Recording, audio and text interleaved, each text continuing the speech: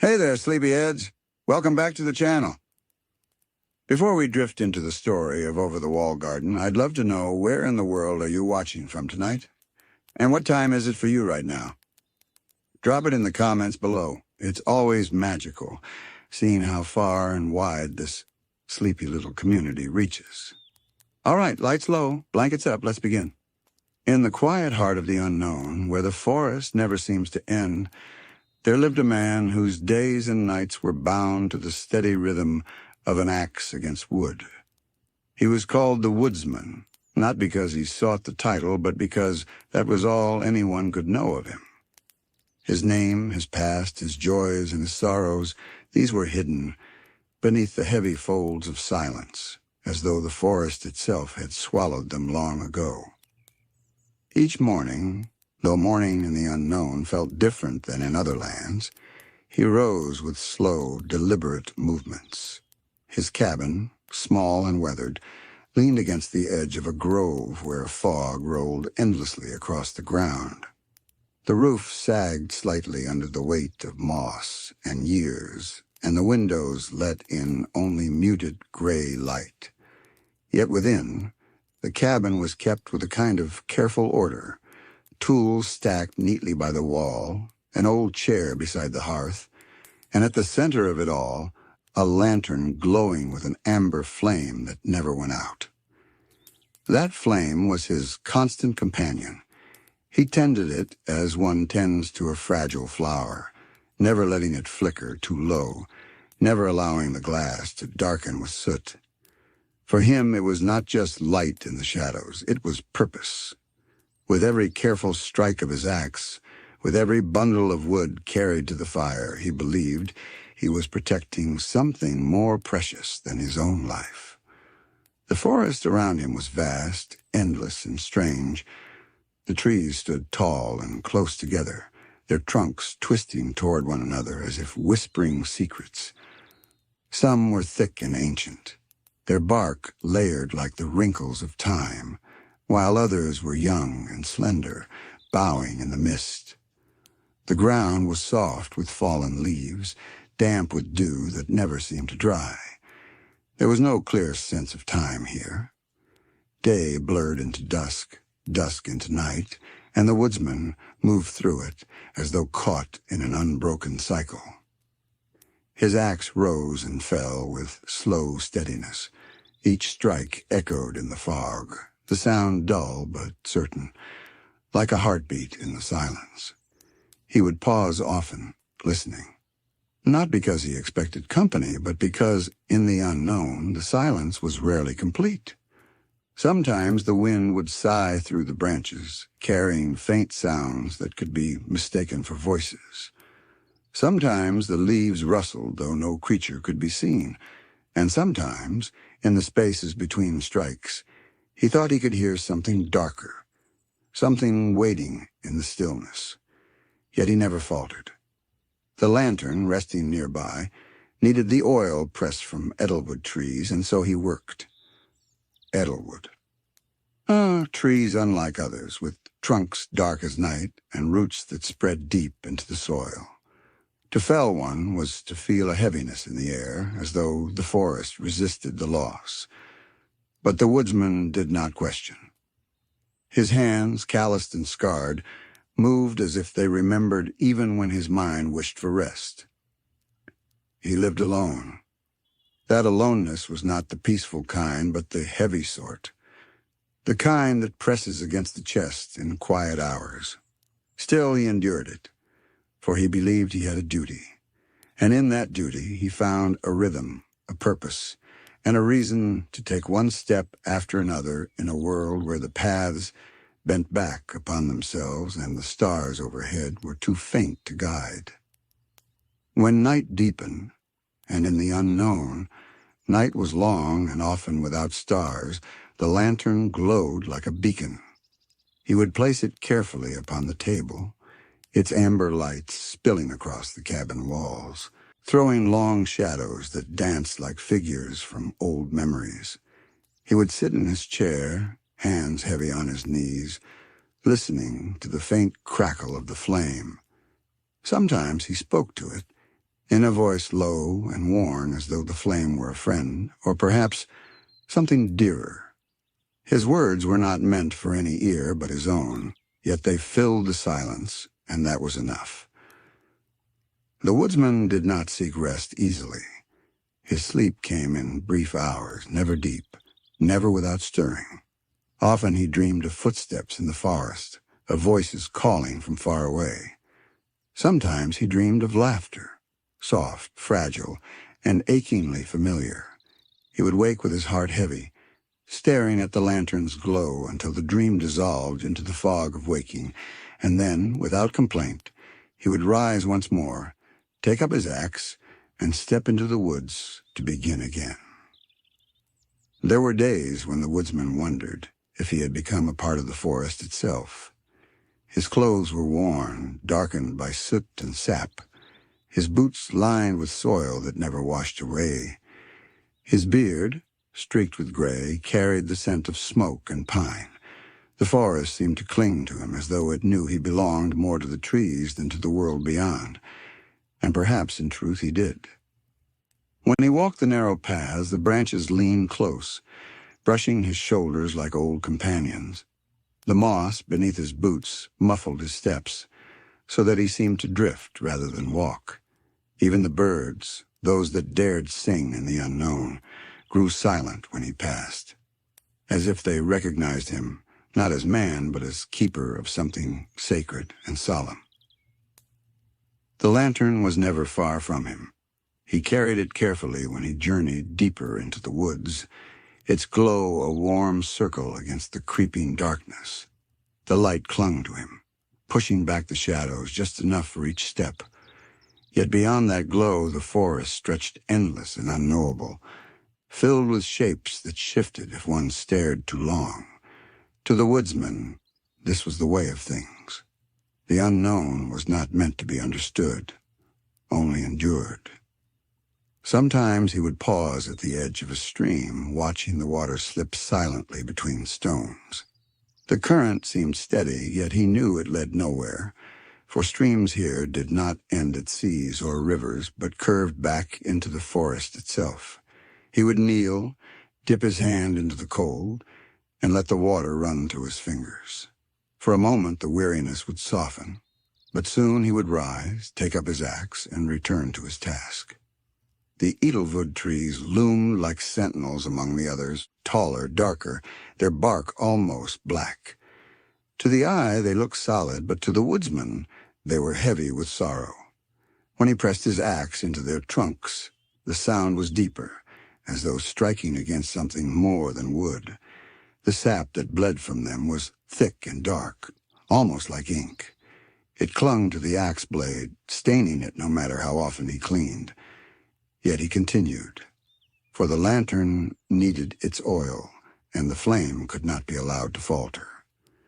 At times, when the forest grew utterly still, he thought he could hear faint voices carried within the edelwood, whispers like memories caught in the grain of the wood itself.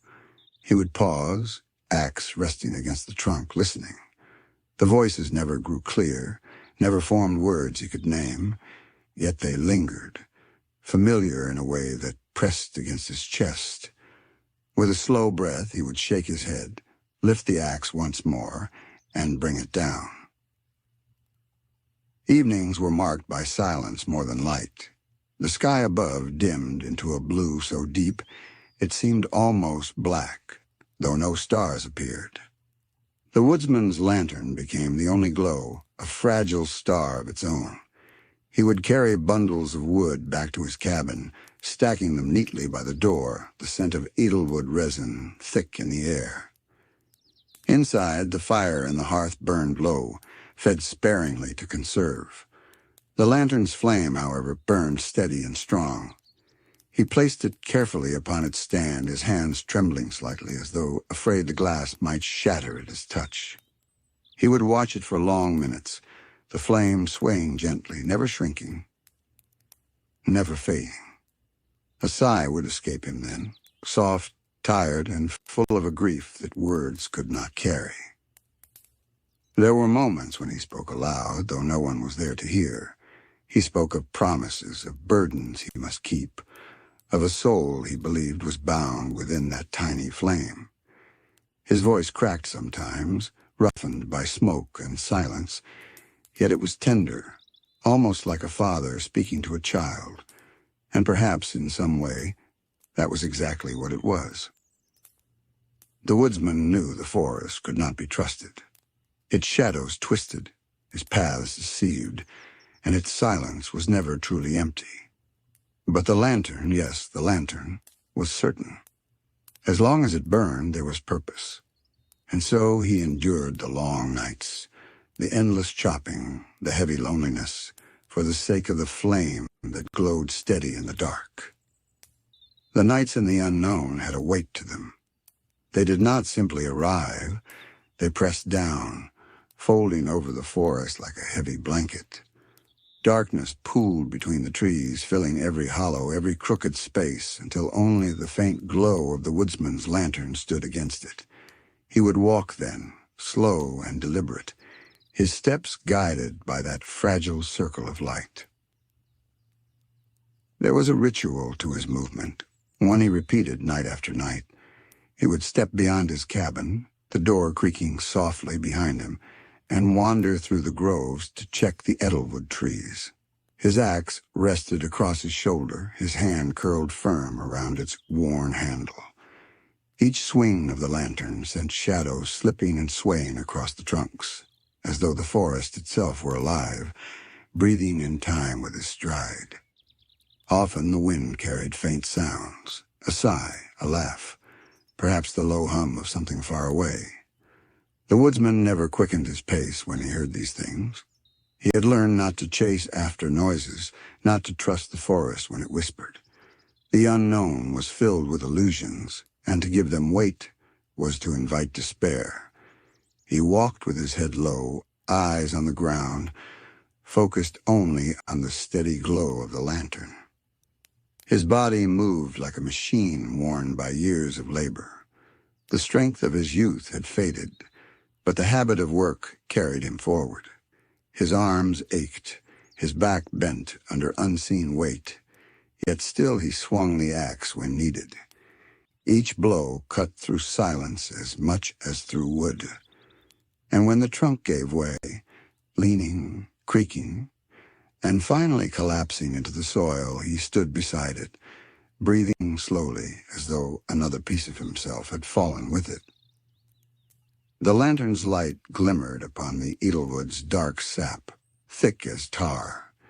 It gleamed strangely, reflecting not the golden hue of the flame, but a duller, colder shimmer. The woodsman gathered what he needed, never more, never less. He treated the act as sacred, even as it weighed on his soul.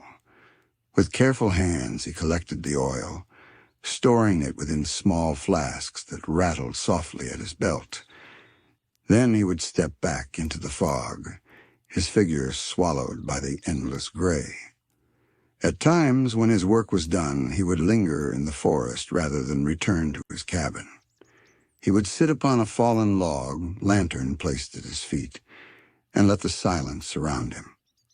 The mist curled close, brushing his face like cold breath. He closed his eyes then, listening, always listening. For in the stillness of the unknown, he sometimes believed he could hear her, the faintest trace of a voice, delicate and familiar, as though carried from another life. "Ah, Father, it might have been. Or perhaps it was only the wind curling through hollow branches." But to the woodsman, the difference no longer mattered. He held fast to the sound, to the belief that within the lantern's glow was something precious, his daughter's soul, flickering, waiting, surviving because of him. It was that belief that carried him through each weary step, that belief that gave meaning to his endless labor. When at last he returned to his cabin, the door groaning as it shut behind him, he set the lantern back in its place with the reverence one might offer to a sacred relic. The flame danced within the glass, small but steady, casting light upon the wooden walls. Shadows stretched long, curling into corners, yet he paid them no mind.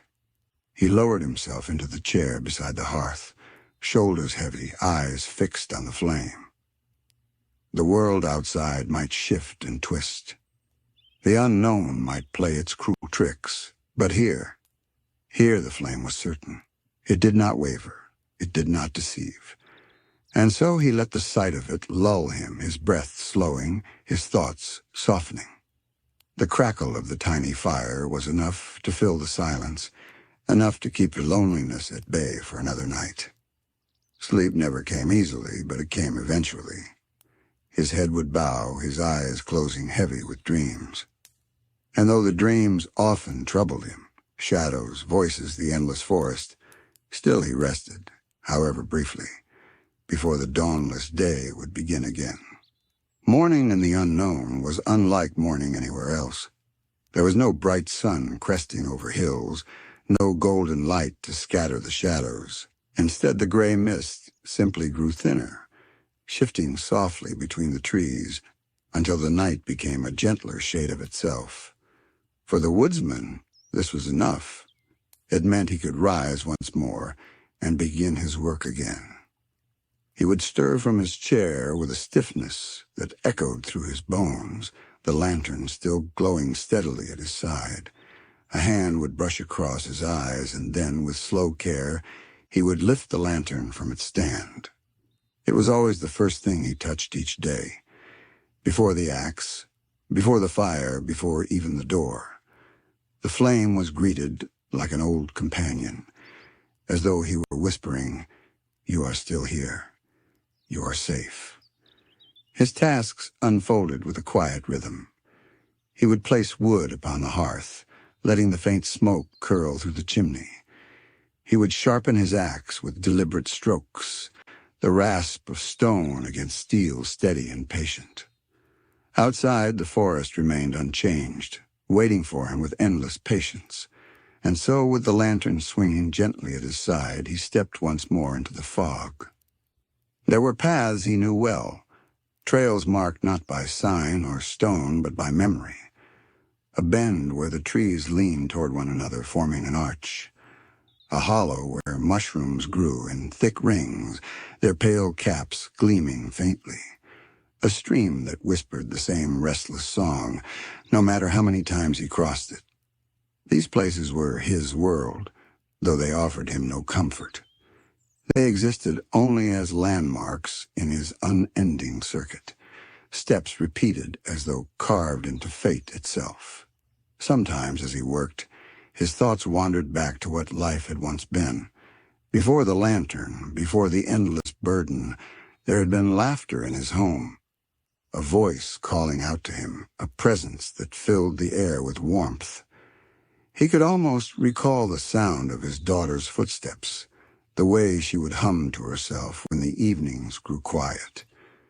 These memories arrived like fragile lanterns of their own, soft, fleeting, quickly swallowed by the mist. Yet they lingered just enough to remind him of what was at stake. The forest, in its own way, seemed to know. It closed around him, pressing in with a quiet insistence. Every tree was a sentinel, every shadow a reminder. The woodsman's solitude was never true solitude, for something always watched, always waited. Yet he carried on, guided not by hope but by necessity. His duty was all he had, and the flame demanded his devotion. At dusk, when the mist thickened and the shapes of the forest grew strange, he made his way home again. The cabin welcomed him with silence, its wooden frame creaking softly as if relieved by his return. He set the lantern down, as always, in its place upon the table, and sat beside it. The light filled the room with a warm amber glow, soft against the walls, gentle against his tired face. He would lean forward then, elbows on the table, hands folded loosely, and simply watch.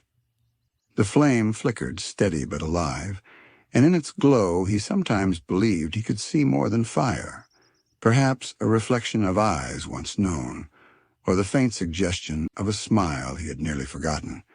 It was enough to bring a hush to his thoughts, enough to keep the heaviness of despair at bay. Thus the days and nights turned endlessly. Chop the wood, tend the lantern, walk the paths, guard the flame. His life was a circle, and within that circle he remained faithful and unyielding. To any other soul, it might have seemed a prison, but to the woodsman, it was love, devotion, and duty bound together, even as it weighed upon him like iron. And so the forest continued its quiet watch. The lantern burned. The woodsman endured. Alone in the heart of the unknown, his story drifted forward like the fog itself, soft, endless, and heavy with secrets yet to be revealed. The forest of the unknown was not silent, though it wished to appear so. Beneath the stillness, there was always something lingering, an echo that trailed just out of reach, a breath of sound curling between the trees. To most, these faint traces would be dismissed as tricks of the wind, but the woodsman, who walked the paths more than any other soul, knew better. He had lived long enough among the shadows to understand that silence in the unknown was never empty. The whispers came at unexpected times. Sometimes they stirred at dusk, when the last traces of gray light melted into night. Sometimes they slipped through the fog at dawn, curling low across the ground like threads of smoke. And sometimes they came in the middle of his labor, when the woodsman's axe struck wood, and the forest held its breath in the pause between blows. The voice was never clear.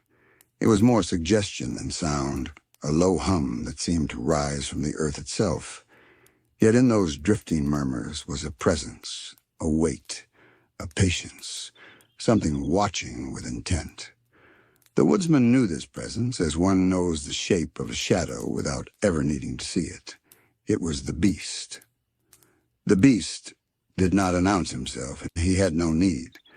His existence was bound to the forest as mist is bound to water. He was not often seen, for his form was more suggestion than substance, glimpsed only as a figure woven of darkness, standing just beyond the edge of light. Eyes might glimmer faintly in the distance, or perhaps a silhouette would linger between the trees, too still to be natural. And yet, when one turned to look directly, there was only forest, only branches, only fog. It was in the voice that his presence truly lived. Smooth, low, and patient, the whispers touched the air as though they had always been there. They wound themselves around the woodsman's thoughts, careful, deliberate, always suggesting, never commanding. Words like roots, burrowing into doubt, into fear, into the fragile cracks of hope. The woodsman had resisted them for years, yet resistance never silenced the sound. On some nights, when the lantern burned low, the voice grew bolder. The flame would flicker as though touched by breath, and from the darkness beyond the window, the murmur would slip inside. "Do you tire, O man? Does the weight grow heavy?" The words were not spoken in cruelty, but with a softness that felt almost kind. Yet within that gentleness was something else, something that pressed too firmly, that sought to bend his heart to its will. The woodsman would not answer. He never answered. His silence was his only shield, though he felt the weight of each whisper press upon his chest. He would rise, tend the flame with shaking hands, and speak instead to the lantern itself, to the glow, to the light he believed contained the soul of his daughter. His voice would tremble as he promised her safety, as he swore to keep the flame alive no matter what. The beast, patient and unhurried, never pressed harder than he needed. He would let the silence stretch, let the doubt linger, and then fade into the forest again. His whispers sank into the branches, into the fog, into the very ground the woodsman walked. There was no escaping them. And so the unknown became a place of uneasy companionship, one man and one shadowed presence, bound together by the lantern's glow. The woodsman carried his burden, the beast waited in silence, and between them stretched the endless forest, filled with secrets that breathed like living things. There were evenings when the forest seemed to lean closer, as if the very trees had ears. The woodsman could feel it, the weight of unseen eyes, the hush that stretched too far to be natural. In those moments, the lantern felt heavier in his hand, as though the flame itself sensed the nearness of the beast. He would pause along the path, boots sinking softly into damp earth, and raise the lantern just enough to cast its circle wider. The fog recoiled a little, pulling back to reveal only trunks and tangled roots, yet the unease lingered. For though the forest looked empty, it never truly was. Somewhere in the distance a low murmur stirred, faint as a breath drawn through hollow wood. The beast's whispers did not always come as words.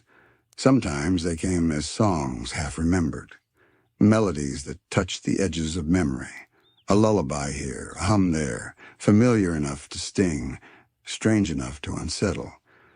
Other times they arrived as fragments of speech, drifting and disjointed, promises of rest, hints of release, offers that carried the softness of comfort, but none of its truth. The woodsman had learned not to linger on their meaning. He kept his head low, eyes fixed on the lantern, step steady. But ignoring a sound was not the same as unhearing it. The whispers threaded themselves into his thoughts, like seeds finding cracks in stone. They reminded him of weariness, of the endlessness of his task, of the silence that filled his cabin night after night. They suggested what he already knew, that he was alone, and that he might remain so forever. Yet always he returned to the lantern. In its glow there was certainty. He believed his daughter's soul resided there, fragile and waiting. The beast could whisper as long as he pleased, but the flame was proof, alive and constant. Each time doubt brushed against the woodsman's mind, he would hold the lantern higher, watching the light dance in the fog and whisper back, not to the beast, but to the one he thought lived within the flame. "I am here," he would murmur. "I will not let you go." The forest gave no reply. The only answer was the slow sway of branches, the soft sigh of the mist. But for the woodsman, those words were enough. They steadied his heart, even as the whispers pressed harder. The beast was never impatient. He was not a creature of haste, but of persistence. He had all the time the forest could grant, and the unknown offered endless nights. His presence was not a storm, but a slow tide, creeping and inevitable. He did not need to force, he only needed to wait. And wait he did. In the distance he lingered, shadows woven to shadows, a shape too large to belong to any man, too shifting to be called tree. On rare nights, the woodsman's eyes would lift unbidden, and he would glimpse something between the trunks. Two faint glimmers, pale and steady, like lantern light but colder. His heart would quicken, his grip on the lantern would tighten, and he would look away before the sight could root itself in his mind. It was enough to remind him that the beast was no dream, no trick of fear. He was real, and he was always near. The path through the unknown had no end that the woodsman could see. It bent and wound and doubled back upon itself until one might wonder if the forest was less a place and more a labyrinth of the mind. The woodsman often thought this as he walked, each footstep swallowed by damp leaves, each hour identical to the last. But always he kept on, lantern raised, the circle of its glow his only measure of progress. It was on such a night, when the mist clung close and the hush of the woods was deep, that the whispers began to take form.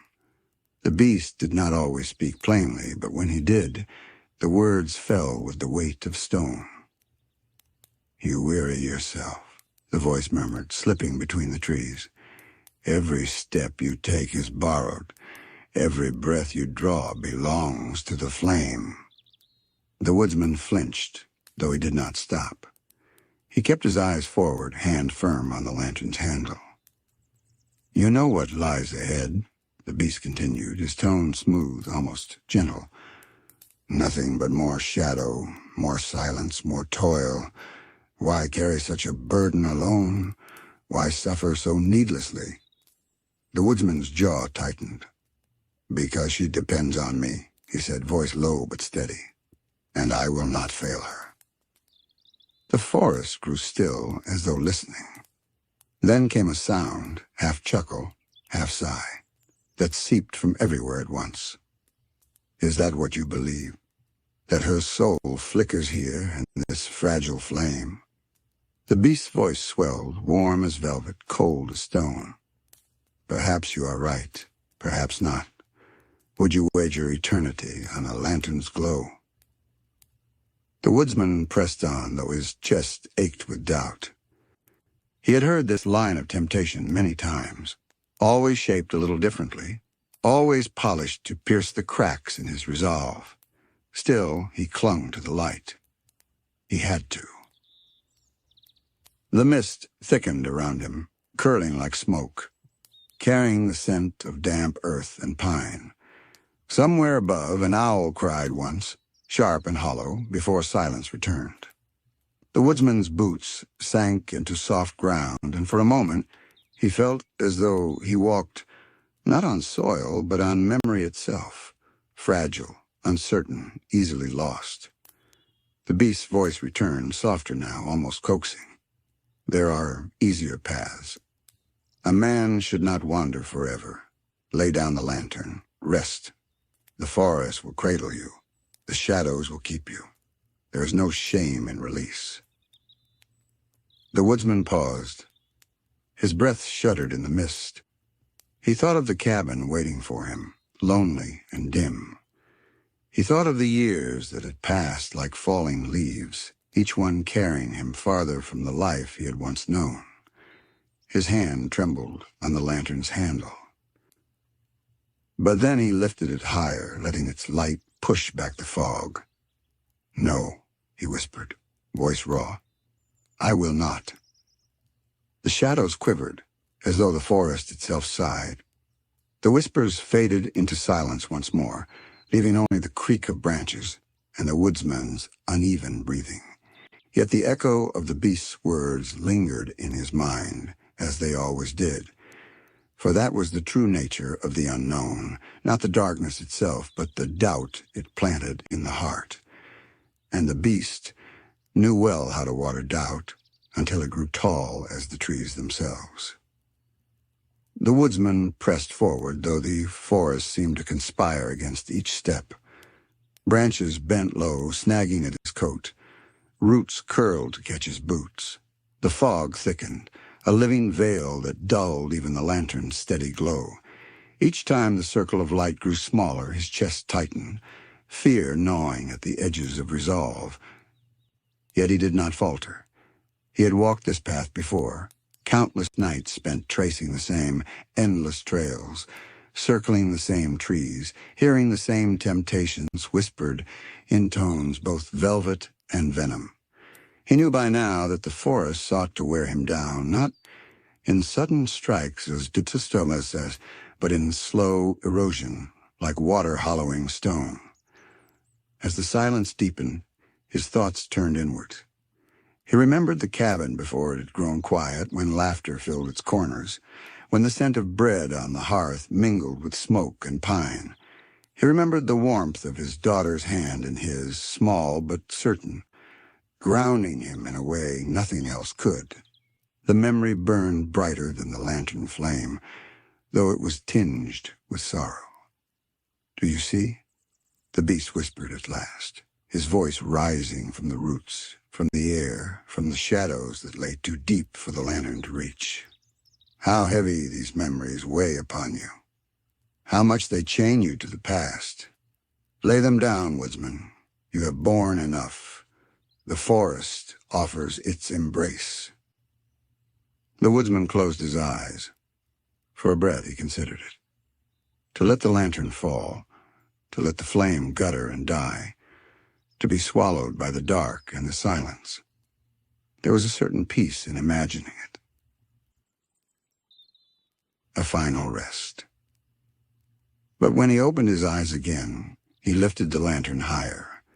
Its light caught on the fog, on the bark of the trees, on the gleam of damp leaves.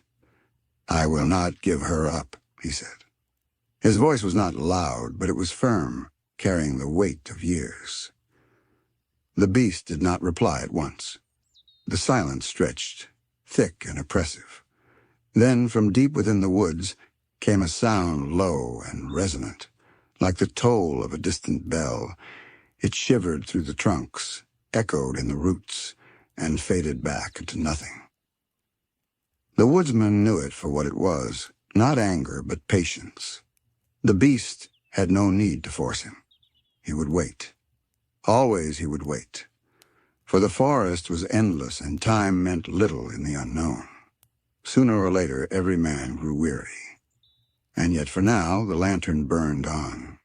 The flame flickered, but did not falter. The woodsman's steps carried him onward, steady as the beat of a heart that refused to surrender. The path ahead was as dark as ever, the whispers lingering in the mist, the weight of the beast pressing close. But within that circle of light, fragile though it seemed, there remained a glimmer of defiance, small perhaps, but unyielding. And in that fragile glow, the woodsman found his strength. The lantern was no ordinary light. To the woodsman, it was both anchor and chain, salvation and curse. Its glow marked the boundary between despair and hope, yet its weight grew heavier with every passing year. He had come to know the lantern as one might know a companion, its flickers like breath, its steady flame like a heartbeat. In quiet moments, he imagined it was alive, a vessel holding all that remained of his daughter's soul. Each evening, when the fog began to creep low across the ground, the woodsman would trim the wick with careful hands. He would watch the flame dance, leaning close as though listening to a secret only he could hear. He believed that in its movements, in the tremble of its light, he could feel her presence, a memory of laughter, a shadow of warmth. These glimpses were fleeting, but they were enough to keep his weary feet moving. And yet, even as the lantern gave him purpose, it bound him. He could never set it aside, never rest without fear of the flame sputtering out. It was a hunger that demanded constant tending, and the forest provided little mercy. Each night he returned to the same task, gathering oil, feeding the wick, keeping the flame alive. And in each task, the beast's voice echoed like a shadow at his back. "You see how she depends on you," the whispers would croon. "How fragile she has become. What kind of father would let her flame gutter? What kind of man would gamble with the soul of his own child?" The woodsman would grit his teeth, steadying the lantern's glow with oil pressed from edelwood trees. He never spoke of what it cost him, never allowed himself to linger on the dark truth, for he knew the forest well, and he knew what it meant to harvest such oil. The trees of the unknown were not silent. When the woodsman's axe struck bark, when the blade cut deep, the forest shivered with a sound like stifled cries. The trunks wept their sap, thick and black, oozing into the vessel he carried. He never looked too closely, never allowed himself to think of what had once stood in the soil where those trees now grew. The beast had spoken often of them, of how the woods bore fruit from lost souls who wandered too long. But the woodsman did not ask questions. He could not afford to. Every time the oil met the lantern's flame, the light flared, bright and steady. And though a part of him recoiled, another part exhaled in relief. His daughter lived. She remained with him. That was all that mattered. Still, in the silence of the cabin when the lantern rested by his bedside and the shadows flickered on the walls, the weight of it all pressed down upon him. He would close his eyes and hear the echo of the axe against wood, the groan of branches bending in sorrow. And always, behind those sounds, the beast's voice lingered, reminding him that his devotion was also his undoing. "You carry her flame," the whisper said. "But in carrying it, you carry me." The woodsman would turn away, drawing his cloak tighter, forcing the words into silence. But silence never lasted long in the unknown. The forest had a way of filling it, with wind, with memory, with fear. And the lantern, though bright, cast shadows as deep as any night. The lantern demanded vigilance. Each night the woodsman felt the pull of exhaustion in his bones, the ache in his shoulders, and yet he could not allow the flame to falter. Every flicker of shadow in the corners of the cabin, every sigh of wind through the trees, reminded him that the unknown offered no forgiveness. To let the light dim would be to surrender, not just to darkness, but to the unseen weight that haunted him.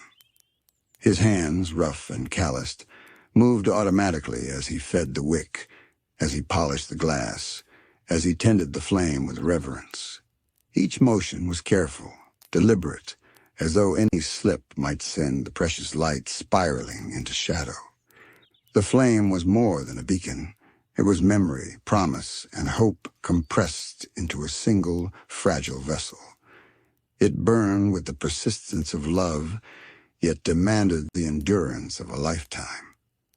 The forest beyond the cabin pressed close in ways both subtle and insistent. The fog lay thick among the trees, curling around their trunks like fingers reaching for warmth. Shapes moved within it. Shapes that were not trees, yet were not wholly animate. The woodsman never turned to see them. He did not need to. The forest whispered, suggested, insinuated itself into every step he took. Sometimes the beast's voice joined the rustle of branches, smooth and unhurried, drifting toward him as though carried by the mist itself. "Why do you persist?" The whispers coiled. "Why bear the weight of what may not even be yours to hold? Every swing of your axe, every drop of oil pressed into that lantern brings you closer to the edge. Why not release it?" The woodsman's grip tightened around the lantern. His breath came slow and deliberate. "Because she is here. Because she is not lost. Because I cannot fail her," he whispered.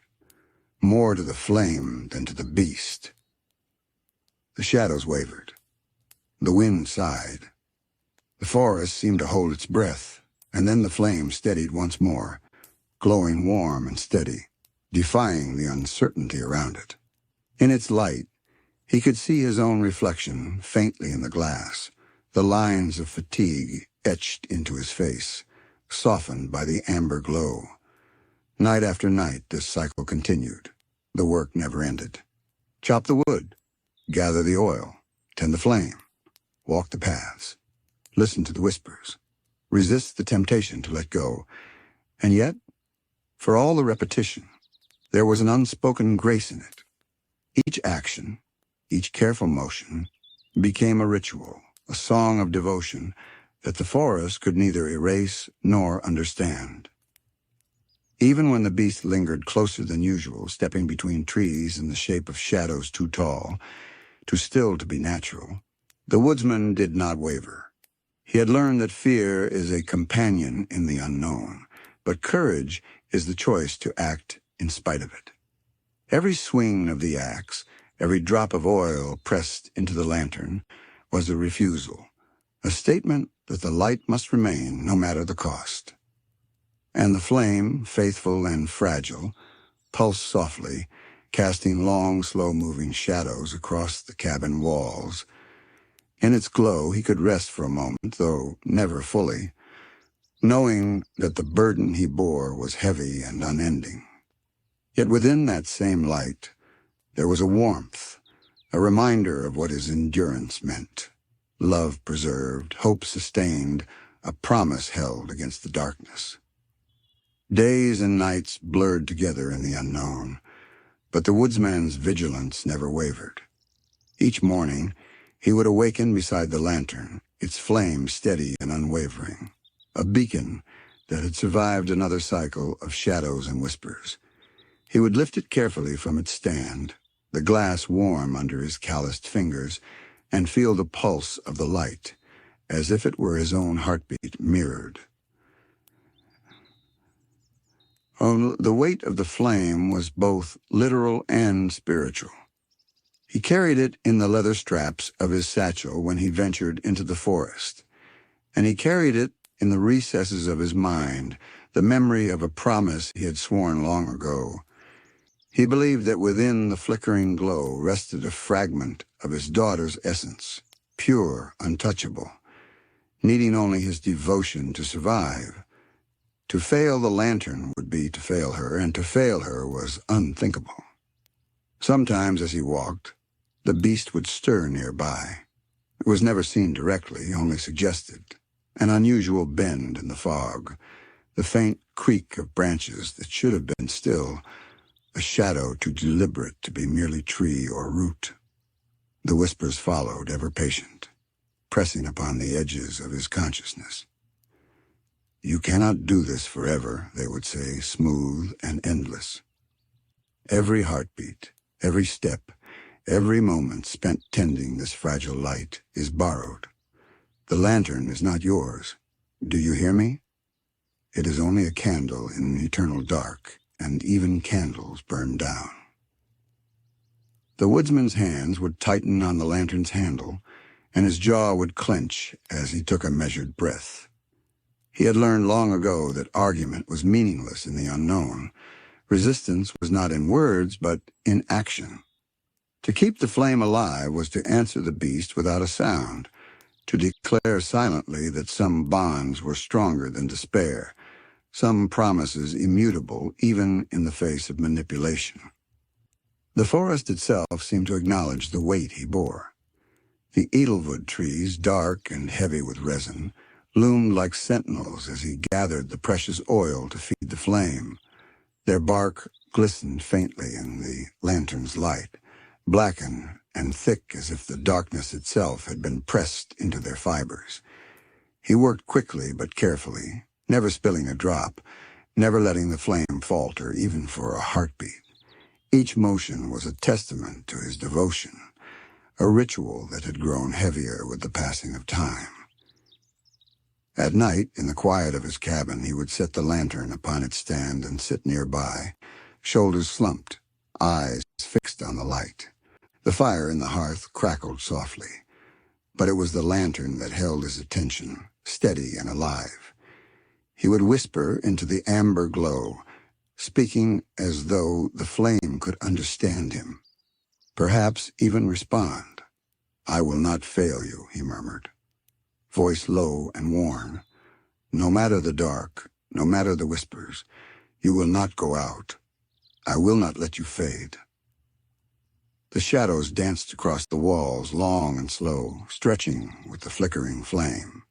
Outside, the forest shifted, as if in response, bending fog and wind around the cabin like a living thing. The beast's voice softened, almost imperceptible, carried on the sigh of the mist. "Carry it, then. Bear it as long as you can. But know this, the weight you hold will shape you, and shape you it shall, whether you like it or not." The woodsman leaned back in his chair, shoulders heavy, eyes still on the lantern. The words were not threats, but truths, and truths weighed far more than fear. Yet in the quiet, he found a strange comfort.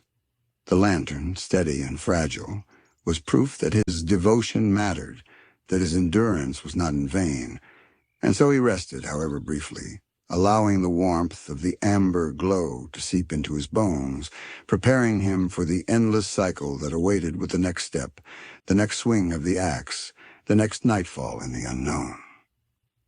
Night fell like a heavy curtain, thick and silent, as the woodsman carried the lantern along the familiar, winding paths of the forest. Each step was deliberate, measured against the fog that curled and coiled like a living thing around the roots and trunks. The flame trembled faintly in its glass case, casting warm ripples of amber light across the damp ground. He moved with the weight of responsibility pressing against him, not only for the light he carried, but for the fragment of life it preserved. The beast followed, patient and persistent. Its presence was not felt as footsteps, but as an unbroken tension in the air, a subtle insistence that every shadow might be watching. The whispers arrived intermittently, soft, coaxing, almost intimate. "You carry more than light, woodsman. Every ounce of devotion, every flicker of hope is yours to bear. Yet it bends you, does it not? Can you endure it forever?" The woodsman said nothing. His hands gripped the lantern tightly, knuckles white against the worn leather handle. He had learned that silence was a shield as strong as any blade. To argue was to waste energy, to give weight to the beast's influence. Instead he walked, and the glow of the lantern pressed forward with him, steady against the darkness. He passed a grove of edelwood trees, their trunks black as night and their sap thick as resin, glistening faintly in the amber light. The smell of it rose to his nose, sweet, bitter, almost alive. He pressed his hand against one trunk, feeling the pulse of the forest, as though it were a heartbeat beneath his palm. The beast's whispers softened here, carried away by the murmur of leaves, leaving him with only the quiet rhythm of the lantern and the subtle creak of the branches. Back at the cabin, he set the lantern upon its stand with practiced reverence. Its glow filled the room, spilling across the walls, the floor, the small bundle of belongings he kept close. He lowered himself into the chair beside it, feeling the exhaustion that had built over countless cycles of tending and walking, chopping and gathering, carrying and enduring. Yet even in that fatigue, there was a strange serenity. The burden was immense, yes, but it was tangible, manageable, and imbued with meaning. He spoke softly into the amber glow, his voice trembling slightly, but steady with resolve. "I carry you. I will not let you go. Through night, fog, and shadow, you will remain. I will endure all that comes for your sake." The flame pulsed gently in response, or perhaps it was only his imagination. But to him, it was as real as the heartbeat he felt in his chest. The forest waited outside, full of whispers and weight, but within the circle of light, the woodsman found temporary peace. Even as he drifted toward sleep, the lantern's flame illuminating the room with gentle warmth, he knew that the burden was unending. Each day, each swing of the axe, each drop of oil pressed from the edelwood trees, was part of a sacred cycle he had sworn to uphold. The beast might linger, the shadows might twist, and the whispers might persist, but the lantern would remain, and with it, the flicker of hope, fragile yet eternal. In the unknown, where the fog rolled endlessly and the night was long and patient, the woodsman rested beside his lantern. The weight was heavy, the path unceasing, and yet the glow endured as did he. And in that quiet, steady light, there was a promise that even the darkest forest could not fully extinguish. The forest had a sound of its own, though it was not always audible. It came in low vibrations beneath the roots, in whispers that threaded through the branches, in the sigh of the fog as it curled along the ground. To the woodsman, these sounds were familiar yet alien, a language that belonged to the unknown alone. And within this language, he had begun to discern a pattern, a melody that carried beneath the whispers, soft and hypnotic, echoing like the beating of a distant heart. He called it the beast's song, though he knew not whether the melody was born of the creature itself or of the forest it inhabited. Sometimes it rose as a gentle hum, threading through the mist like the wind through hollow trunks. Sometimes it lingered as a faint, discordant note, twisting and bending around the shapes in the fog. And sometimes it was almost comforting, a lullaby carried on invisible currents, as though the forest itself were singing to him, coaxing him forward through its shadows. The woodsman walked slowly, lantern raised and listening, each step pressed soft against the damp earth, muffled by moss and fallen leaves. The melody wove around him, at once soothing and disquieting, drawing his thoughts into a delicate rhythm. He could feel it vibrating faintly in his chest, a resonance that seemed to sync with his own heartbeat. "You hear it, do you not?" The beast's voice whispered low, carried on the same currents as the song. "It is always there, though few have ears to notice. It knows you, and it remembers. Every step you take, every shadow you pass, it follows. The song never sleeps, nor does it forget." The woodsman did not reply. Words were unnecessary.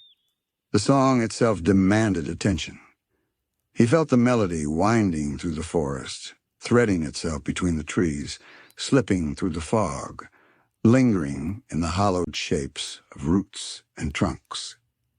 Every note pressed lightly against his skin, a subtle weight, neither threatening nor wholly kind. It was the forest and the beast intertwined, a single rhythm that carried meaning beyond understanding. At times the melody shifted. Notes bent sharp like the echo of a falling branch or flattened low, vibrating through the soil beneath his feet. It was almost as if the song was aware of him, responsive to his presence, adjusting itself with a patience that only eternity could grant. And in those moments, he sensed the eyes of the beast watching him. Not harsh or cruel, but observant, knowing, patient. The lantern's glow kept the immediate darkness at bay, but it could not reach the song. It flowed beyond the circle of light, moving through the fog, brushing against the edges of his perception. The woodsman listened with his whole being, letting the rhythm carry him forward through the paths he had walked countless times before.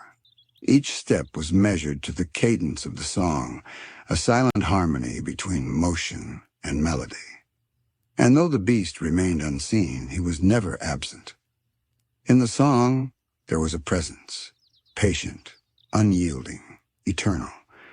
A reminder that the forest was alive in ways that the lantern could not illuminate, that the unknown had depths still uncharted, and that the melody would endure long after the woodsman's steps had faded into shadow.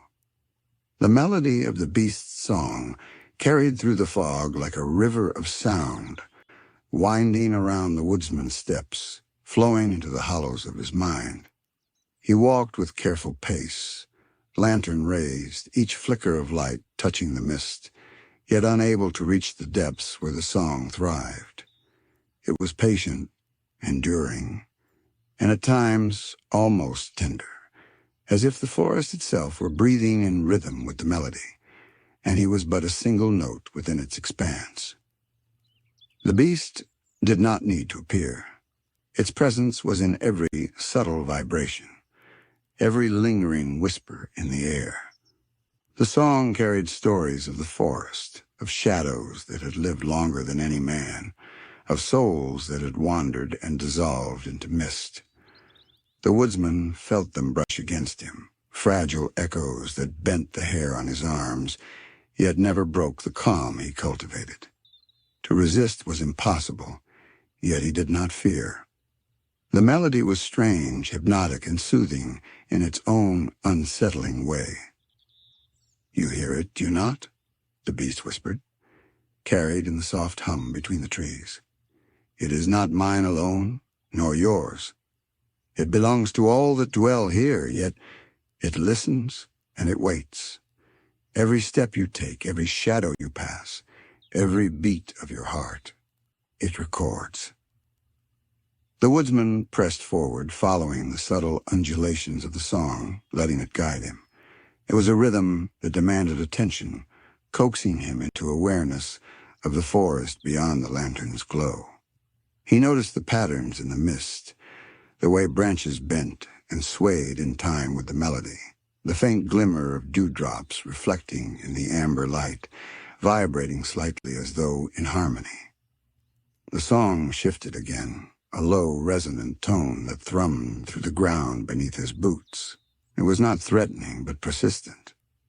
He felt the weight of it in his chest, an invisible tether linking him to the forest, to the unknown, and to the unseen presence that followed him.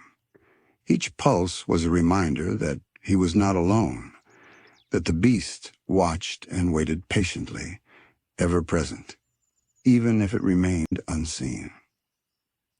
He paused in a small clearing, the fog thinning slightly as if granting him a fragile respite.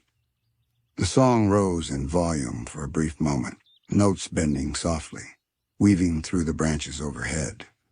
The woodsman knelt beside a patch of damp earth, tracing the ground with his gaze. He imagined the echoes of those who had walked these paths before, their stories embedded in the soil, their whispers joining the melody that now surrounded him. The beast's voice intruded softly, almost intimate this time. "Do you feel it? The connection? The way the song touches all who walk here? It remembers you, woodsman. Even when you grow tired, even when your steps falter, it holds you, records you, carries you forward.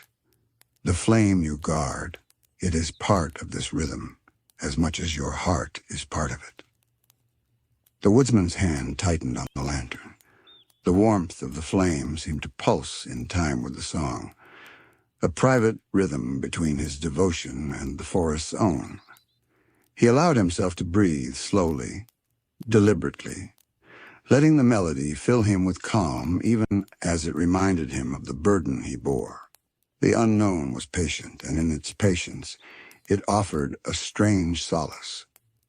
Step by step he followed the flow of the melody through the fog, aware of the beast's eyes in the periphery, aware of the endless forest that stretched in every direction.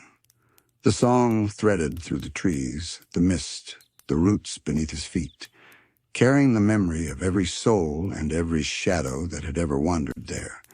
And in its persistence, he found a rhythm to his own journey, a way to bear the weight of the lantern, the burden of devotion, and the quiet, ceaseless presence of the unknown itself. The woodsman felt the melody wrap around him more insistently as night deepened. It was no longer just a distant hum carried on the wind. It had become a rhythm that resonated within his chest, tracing the outline of his heartbeat. Every step he took seemed guided by the subtle undulations of the song, every breath synchronized with the soft rise and fall of notes that lingered in the mist. The lantern's glow cut through the fog, illuminating the forest in small, trembling circles of light. The trees seemed to sway in tandem with the melody, branches bending and creaking as though dancing to a silent, ancient rhythm. The beast was near. He could feel its presence, patient and watchful, yet he did not need to see it. Its essence was woven to the song, and in that, the woodsman recognized both warning and comfort. "You move with it," the beast whispered, its tone soft and deliberate, threading through the mist. "You are part of the song now, whether you like it or not. Every step, every flicker of the flame, every memory you carry, it becomes a note, a thread in the endless melody." The woodsman's gaze fell to the ground. He could see the imprint of his boots in the damp earth, faint and fleeting, yet each step seemed mirrored in some unseen rhythm. The fog pulsed slightly, a gentle wave in time with the melody. He felt a strange kinship with the forest, a silent acknowledgement that though the unknown was vast and endless, he was not entirely isolated. The song connected him to everything around him, the trees, the roots, the mist, and even the beast itself. For a moment he allowed himself to breathe fully, letting the weight of vigilance soften slightly. The melody carried hints of calm, patterns of harmony interwoven with subtle dissonance. It was hypnotic yet soothing, a lullaby of the unknown, carrying both promise and reminder that he must endure, that the flame must remain, that the forest never forgets. He continued along the winding path, lantern steady in his hand, each step measured, deliberate. He noticed how the song seemed to anticipate his movement, bending around his steps, embracing the rhythm of his heart. The beast's presence was like a shadow at the edge of perception, constant yet patient, a companion in the silence. "You have learned its cadence," the beast murmured, "yet do not mistake comfort for surrender. The melody is eternal, as is your burden. The flame you carry and the steps you take, they are intertwined. One cannot exist without the other." The woodsman nodded faintly, though the beast could not see it. He whispered to the lantern, to the light that held the promise of his daughter's soul. "I follow its rhythm, but I am not lost. I will carry the flame as I always have." The song wove itself around him once more, carrying the weight of the forest memories, the whispers of the unseen, and the patient, unyielding presence of the beast. Each note was a reminder of the paths he had walked, of the steps yet to come, and of the delicate balance he maintained between devotion and endurance. Step by step, the woodsman moved forward, lantern glowing, listening to the endless melody that guided him through shadows and fog.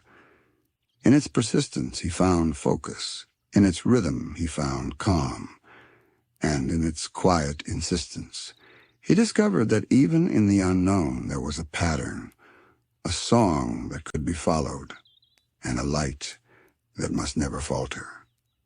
The forest seemed to breathe with the song now, wrapping the woodsman in its subtle rhythm as though he were a note within a larger composition.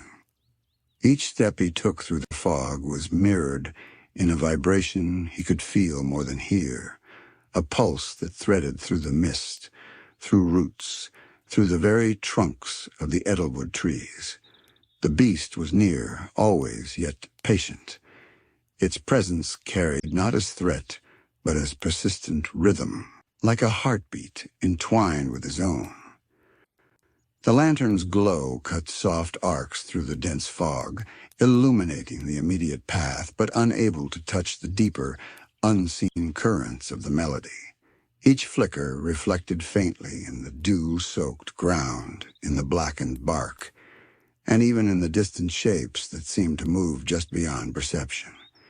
He could feel the pull of the song, a gentle insistence that guided him, weaving around the weight he bore, making the burden feel both lighter and heavier at once. "You endure," the beast whispered, carried on the currents of the melody. "You carry the flame. You have joined the song. Know this. Your steps, your care, your devotion, they resonate.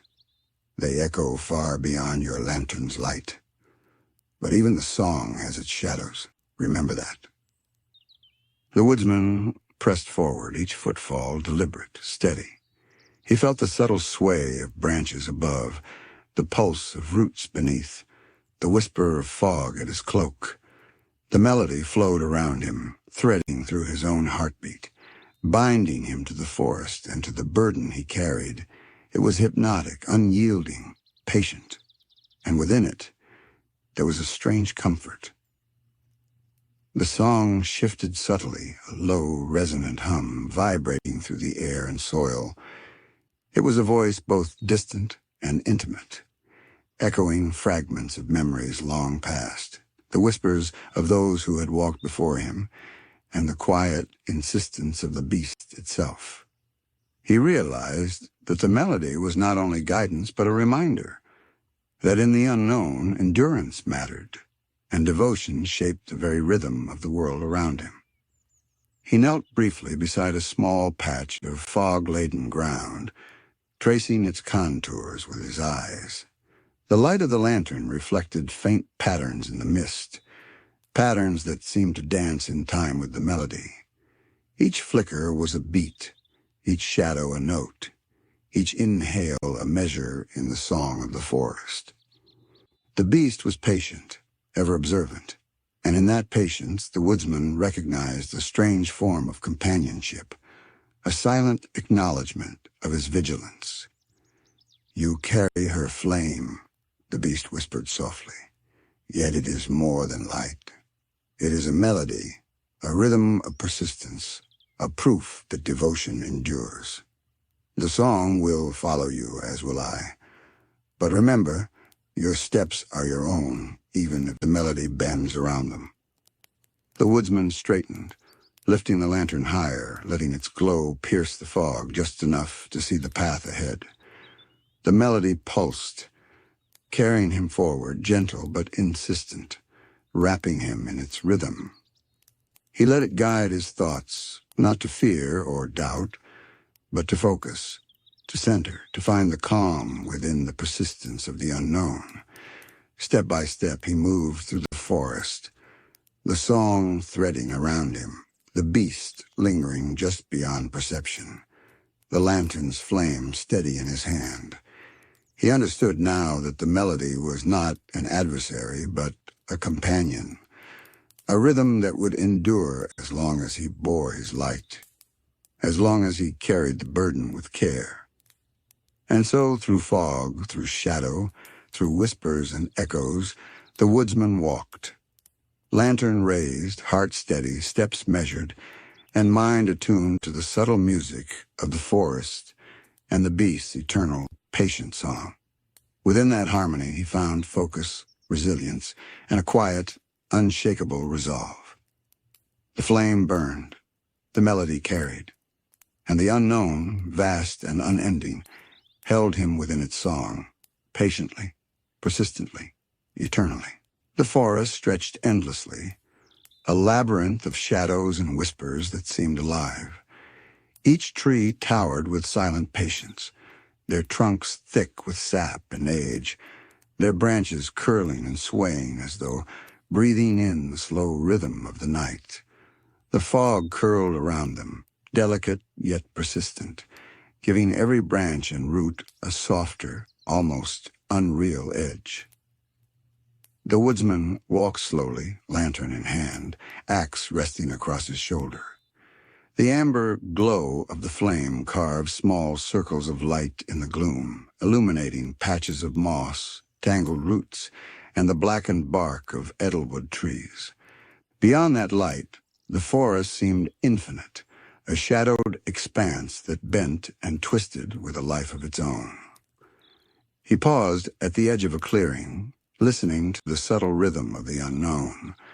Leaves whispered overhead, a soft susurration that could almost be mistaken for wind, but it carried a life, a deliberate cadence, as though the forest were exhaling, breathing in tandem with him. The fog shifted, brushing along his cloak and boots like a gentle hand, a reminder that this world had its own will. And somewhere, always, the beast lingered. He was never fully seen, but never absent.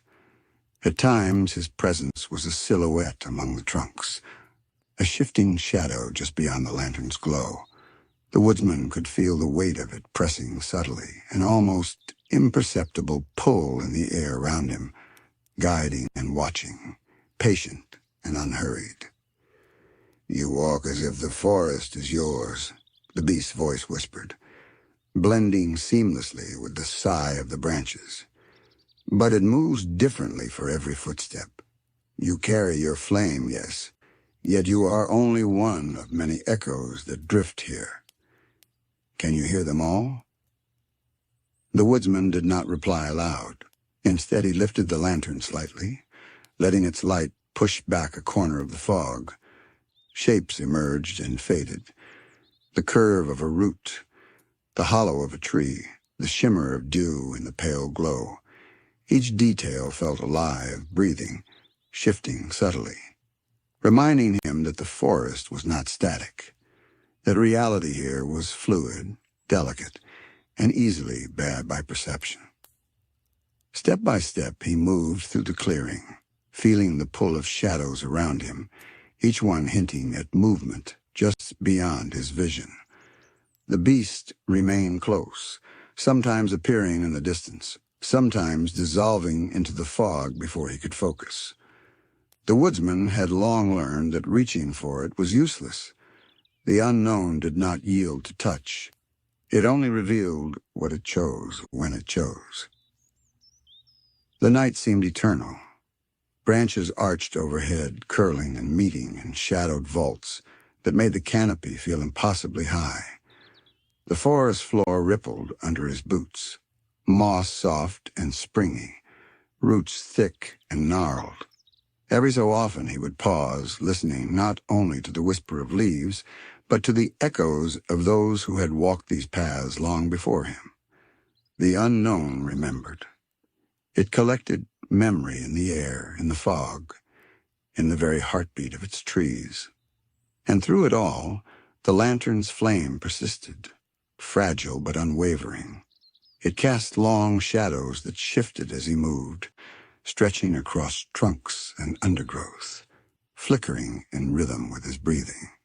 It was a small tether to reality, a measure of stability against the drifting, dreamlike quality of the forest. "You move carefully," the beast murmured, softer now like a note carried on fog. "But the forest is patient. Shadows remember, echoes endure, and the night stretches on. Even the flame you guard bends to the rhythm here." The woodsman kept walking, axe light on his shoulder, eyes alert yet calm. He felt the gentle tug of the forest around him, the subtle presence of the beast, and the quiet hum of a world that was at once alive and illusion. Every step carried him deeper into the unknown, deeper into shadows and echoes that seemed endless. And yet within him, the lantern glowed steadily, a heartbeat against the vast, breathing night. The deeper the woodsman wandered, the more the forest seemed to breathe around him. Branches twisted and arched overhead, their silhouettes forming intricate patterns against the low fog, shifting subtly as if alive. The mist clung to his cloak and boots, curling with soft persistence, carrying a faint, almost musical hum that blended with the rhythm of the lantern's flicker. Each step felt like a delicate negotiation between reality and illusion. Shadows stretched unnaturally, forming shapes that might have been trees or might have been something else entirely. The ground rippled faintly beneath his boots, moss giving way to tangled roots that seemed to pulse slightly, as though the forest itself was aware of his weight. The lantern's amber glow traced these shapes with trembling fingers, illuminating details that were at once familiar and strange. Somewhere among the trunks, the beast lingered, patient and untouchable.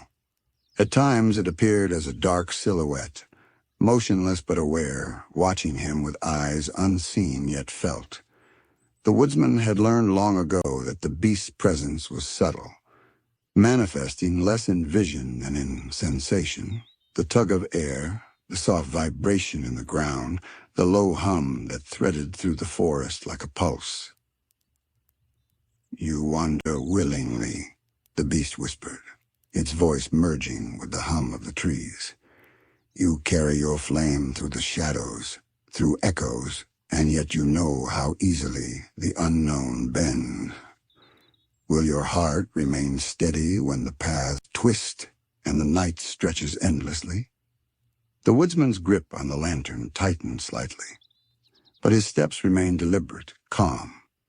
He did not fear the shadows, the forest's illusions, the whispering echoes, the subtle presence of the beast. They were part of the rhythm he had grown accustomed to. Each sway of branches, each ripple in the fog, each soft creak of a root beneath his boots was a note in a melody he could feel but not fully hear. As he moved, he noticed that the echoes of the forest seemed to respond to him. Leaves rustled in faint synchronization with his steps. Roots curved gently in the path of his stride. The fog parted just enough for the lantern to illuminate the immediate ground, revealing glimpses of shapes pressed into the soil, footprints of long-past wanderers, impressions that shimmered faintly as if memory itself lingered there. The beast's silhouette shifted among the trunks, occasionally rising taller, stretching into the mist, but never approaching close enough to touch. Its presence was a reminder, not a threat, patient, eternal, ever observing. The woodsman moved in quiet acknowledgement, understanding that in this world, pursuit and evasion were illusions, and persistence was the true measure of endurance. "You walk through memories," the beast murmured, "through shadows that linger like ghosts. You carry your flame, yet you are not alone. Every echo bends around you. Every shadow listens, and the night itself watches. Do you understand how intertwined you have become with this place?" The woodsman's eyes lingered on the lantern. Its glow cast long, trembling arcs across the moss and roots, a small beacon of warmth against the living shadows. It reminded him that even as the forest breathed and twisted, as the beast observed silently, and as illusions rippled across the fog, there remained a tether, a pulse, a heartbeat, a flame that endured. Step by careful step, he pressed onward, the forest wrapping him in its quiet, persistent rhythm. The shadows stretched and shifted, the echoes whispered, and the beast watched patiently. Yet within the amber light of the lantern he found stability. Each footfall became a counterpoint to the forest's song, a note in the endless melody of shadows and echoes. And in that fragile balance, the woodsman drifted further into the dreamlike expanse of the unknown, steady, vigilant, and alive. The deeper the woodsman ventured, the more the forest seemed to pulse with a life of its own.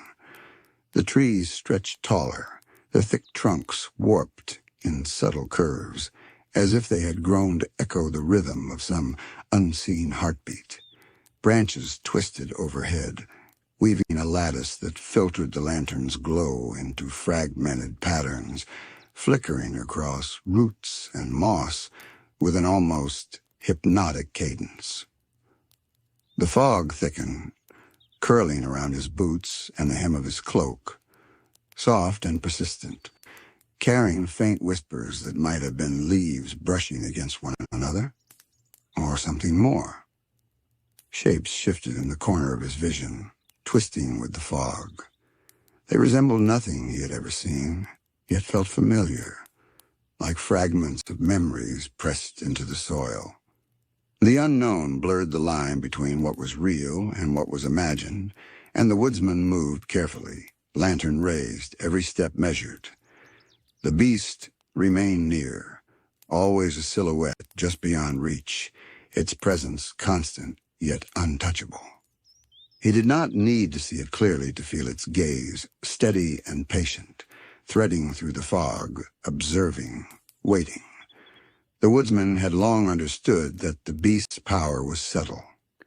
It did not confront, it insinuated. It reminded him of the thin line between devotion and obsession, between perseverance and surrender. "You follow the paths willingly," the beast whispered, its voice a low murmur blending with the sigh of branches. "But do you see what the forest hides? Shadows carry memory, echoes carry intent.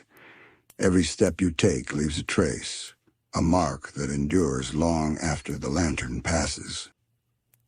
The woodsman's hand tightened around the lantern, its amber glow casting trembling light across the ground. He noticed patterns in the fog, shapes pressed into the earth like faint impressions of travelers past. Footsteps that had walked these paths long before him lingered subtly, bending the shadows into delicate arcs. The forest remembered, even as he moved carefully, even as the beast observed silently. He moved past a cluster of tall, blackened edelwood trees. Their branches swayed softly, almost in time with the lantern's flicker, and the fog parted momentarily to reveal a shallow hollow in the earth. The woodsman knelt, tracing the contours of the soil with his gaze, sensing the echoes of those who had wandered here before him. The forest was alive not only in its trees and mist, but in the memories pressed into every root and leaf. "You walk through echoes," the beast whispered, "yet do not mistake them for guidance. They are reminders, and the forest will test your resolve. The lantern you carry is fragile, your steps measured, and your will is what binds you to this place. Do not falter."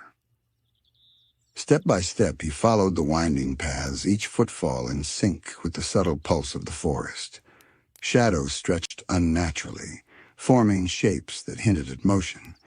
Yet when he looked directly, nothing moved. The dreamlike quality of the unknown deepened.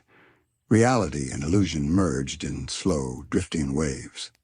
The lantern's light was steady, unwavering, a heartbeat of warmth in the shifting darkness.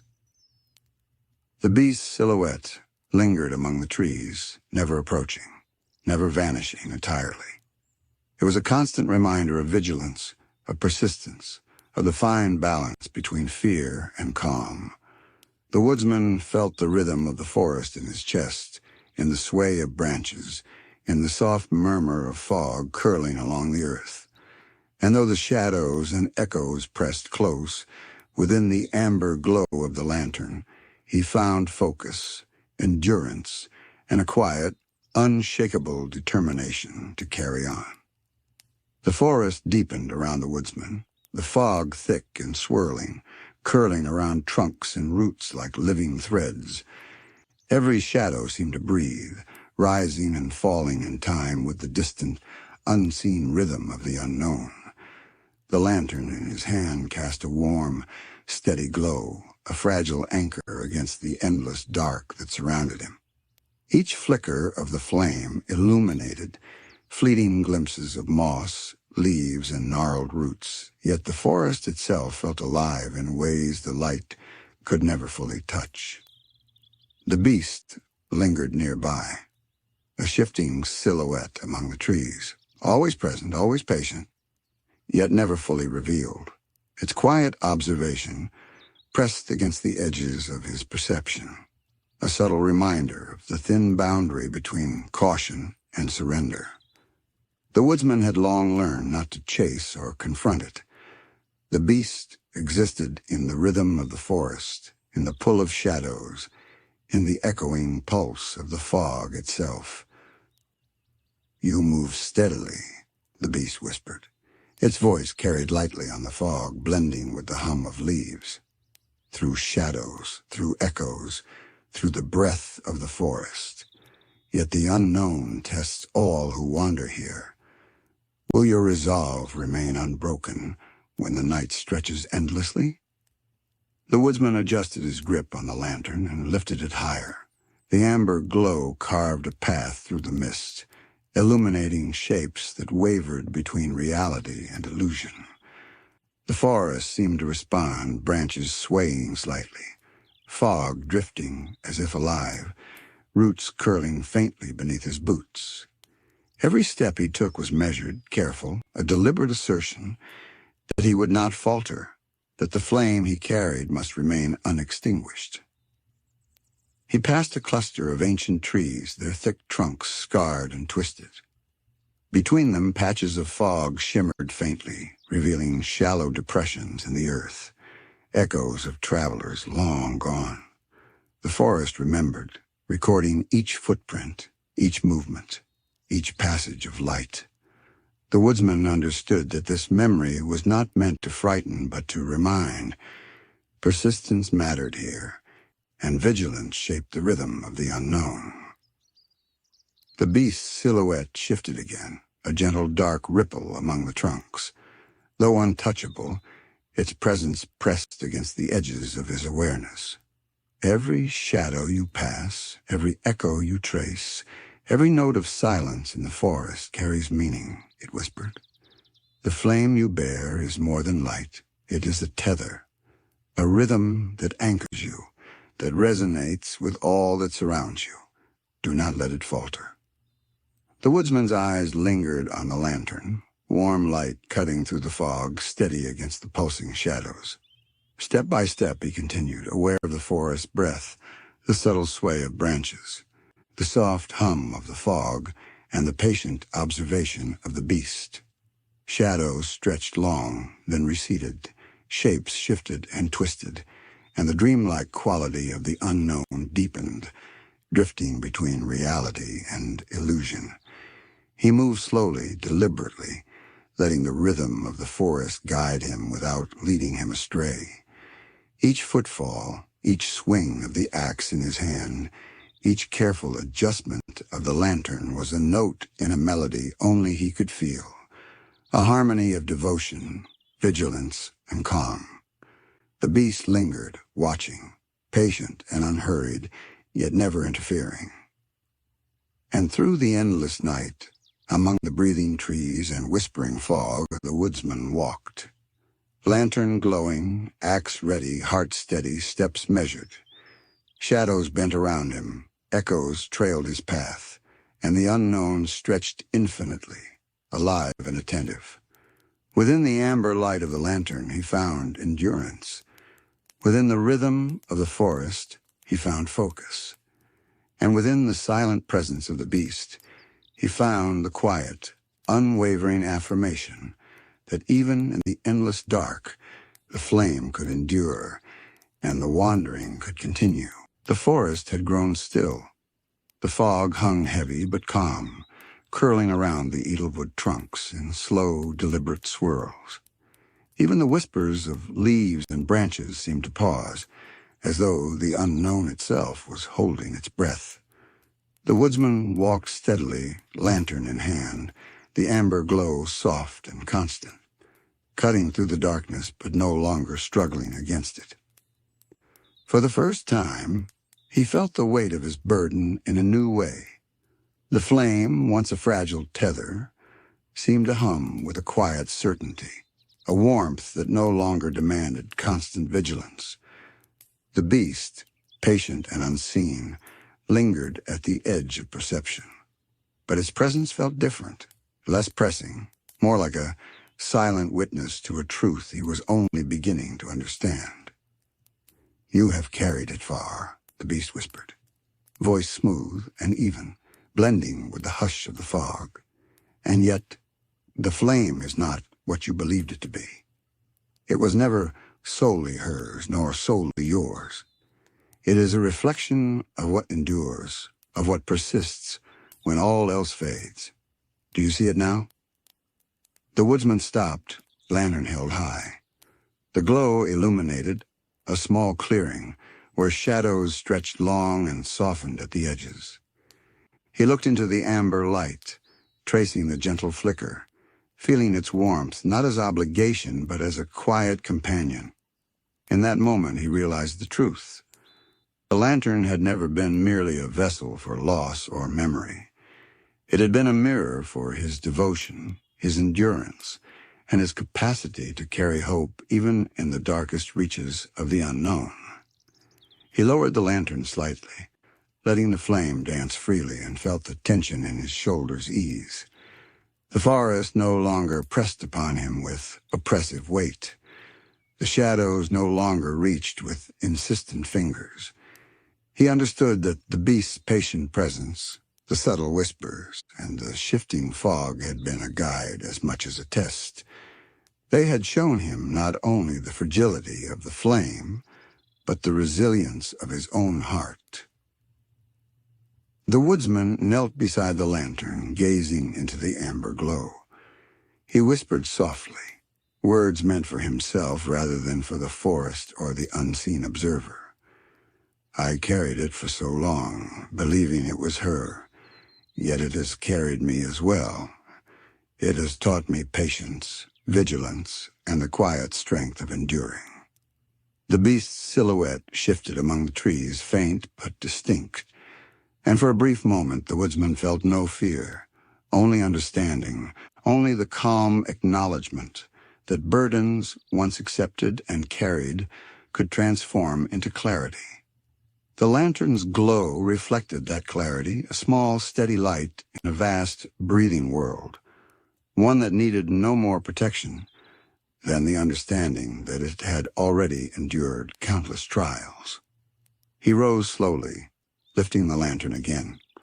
The glow pulsed softly, rhythmic and reassuring, a heartbeat against the stillness of the night. Around him, the fog curled gently, the branches swayed with deliberate calm, and the forest exhaled in quiet, subtle acknowledgement. For the first time, the woodsman walked without strain, without the invisible weight of fear pressing upon his chest. The path before him was no longer a burden, but a space of peace, a rhythm of reflection and quiet acceptance.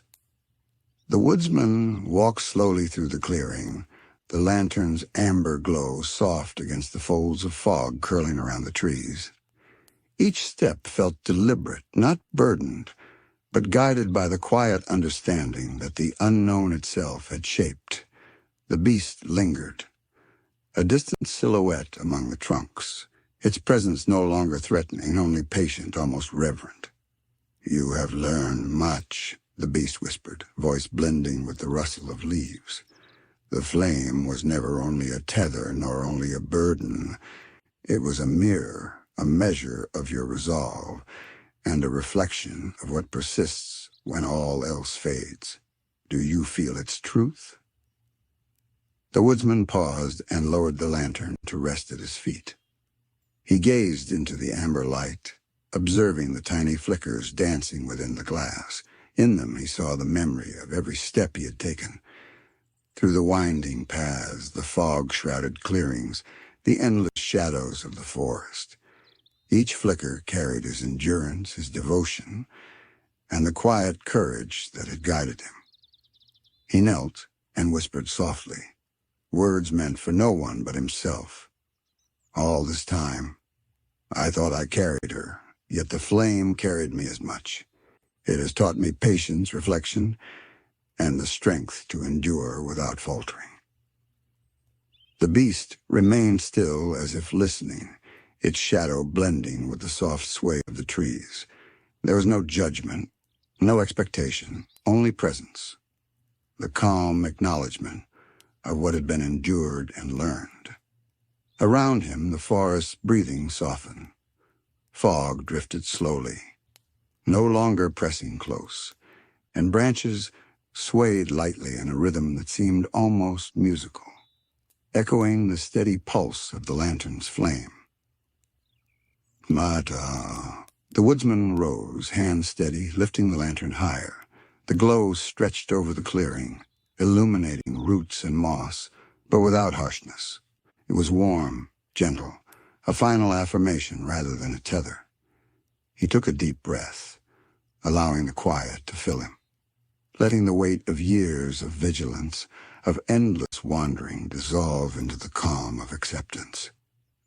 "You are free," the beast whispered, fading like the last notes of a song carried on the wind.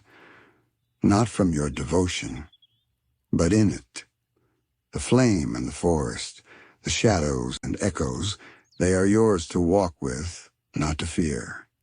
Carry what you will, release what you must." The woodsman watched as the amber light reflected softly in the fog. Slowly, deliberately, he let the flame diminish, not extinguishing it in fear, but allowing it to fade naturally, its warmth lingering even as the glow softened. With each moment, the forest seemed to exhale a long, gentle release of the tension that had accompanied him for so long. He lowered the lantern fully, letting it rest at his feet, and leaned back against the gnarled tree. Eyes closed, he breathed in the night air, filled with the subtle hum of leaves, roots, and mist. The beast was gone, or perhaps it had never needed to be near, but he felt its lesson resonate within him: endurance, patience, and the calm acceptance of what must be carried and what must be released. The unknown stretched endlessly, but the woodsman no longer felt lost. The shadows softened, the fog thinned, and the rhythm of the night, once hypnotic and insistent, now carried a gentle, soothing cadence. In that moment, the flame within the lantern had become more than light. It was reflection, understanding, and closure. Step by step, breath by breath, he felt the weight of the world ease, his burdens tempered by insight, and the forest, patient and eternal, held him in quiet, unwavering peace. The forest around him had shifted subtly, as though recognizing the change within the woodsman. Shadows stretched long but softened at their edges, no longer sharp or foreboding. The fog drifted lazily, curling in gentle spirals rather than pressing close, and the quiet hum of the trees was no longer urgent, but soothing, a lullaby woven to the air. The woodsman's hands rested lightly on the lantern, feeling the faint warmth radiating from the amber flame. He understood now that the journey had never been merely about guarding or carrying. It had been about learning to trust, to endure, and to understand the delicate balance between vigilance and surrender. The unknown had been patient, and in its patience, it had guided him toward this calm realization. The beast's presence lingered faintly at the edge of his perception, like a shadow dissolved in the twilight. It spoke softer than ever, a whisper carried on the gentle exhale of the forest. You have walked far, and the flame has endured. Yet it is not the burden alone that defines you. It is the understanding you have gained, the patience you have cultivated, and the calm you carry. The unknown is not your enemy, woodsman. It is a mirror, a companion, a measure of your own resilience. He allowed himself a long breath, eyes tracing the swirls of fog curling around the trees. He felt the weight of countless steps, countless nights, and countless choices ease from his shoulders. The amber glow of the lantern pulsed gently, a heartbeat synchronized with his own, and he realized that the light had never been only hers, only his, or only a tool. It was the rhythm of endurance itself, a reflection of persistence, hope, and quiet courage. The forest seemed to breathe in response, a slow, deliberate exhalation that carried with it the scent of moss, sap, and damp earth.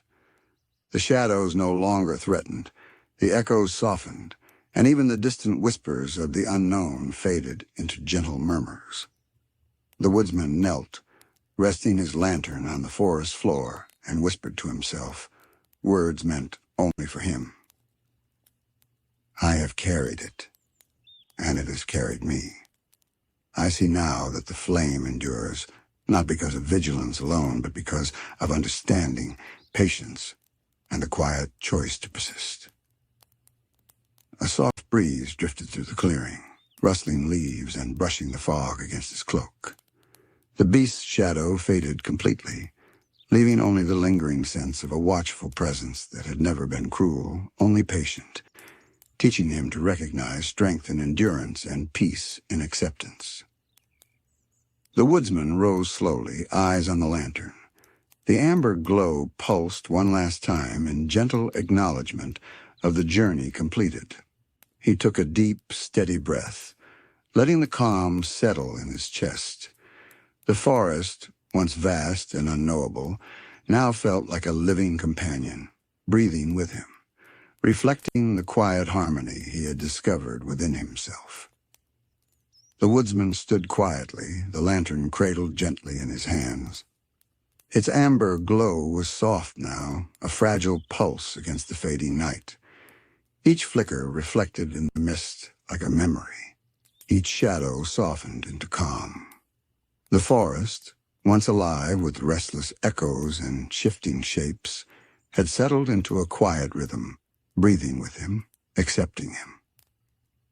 The beast was gone. Or perhaps it had never truly left. Its lessons lingered in the softened branches, the drifting fog, and the gentle pulse of the lantern's light. The woodsman understood now that it had never been an enemy, only a presence meant to guide him, to show him the delicate balance between carrying a burden and finding peace within it. He knelt beside the lantern, hands resting lightly on the smooth glass. The glow warmed his fingers, but it was no longer a weight, no longer a demand. It was a companion, a reflection of his endurance, his patience, and the quiet strength that had carried him through countless shadows. The forest exhaled softly, a slow whisper in the night air, carrying the faint scent of moss and damp earth, and the woodsman felt a calm settle into every part of him. "I carried it," he murmured softly, voice blending with the rustle of leaves, "and it carried me. Not alone, never alone. The flame endures, and I endure. That is enough." He let the lantern rest on the forest floor. Its light pulsed gently, then began to fade slowly, naturally, like the closing of a long-forgotten dream. The amber glow softened into the night, merging with the fog, until it became one with the stillness around him. There was no fear, no loss, only acceptance. The journey had been long, but it had led him here, to quiet reflection, to understanding, to peace.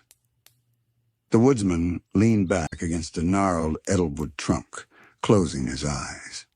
He listened to the faint murmur of the forest, the subtle sway of branches, the distant whispers of echoes that had once pressed close. And in that quiet, he felt the flame within himself burn gently, a rhythm of endurance and calm, resilient even as the lantern's light faded. The night stretched endlessly, but it no longer felt infinite or oppressive. It was serene, patient, and accepting, like the forest itself. The woodsman breathed slowly, deliberately, letting the rhythm of his heart align with the subtle cadence of the unknown. Every shadow, every echo, every soft note of wind through leaves carried a gentle reminder. He had endured, he had learned, and he had found calm. Step by step, breath by breath, he rose, leaving the faint glow of the lantern behind. The forest watched, still and knowing. The beast, the unknown, the flame, they had all become one with the rhythm he now carried within himself. Peace settled over him like a soft cloak, and for the first time in a long while, the woodsman felt truly at rest. The lantern's light was gone, but its warmth remained. The forest exhaled, the fog drifted lazily, and the woodsman walked forward steady and unburdened. The journey continued, yes, but now with calm acceptance, carrying the quiet, eternal rhythm of endurance into the night, into rest, and into peace. Good night.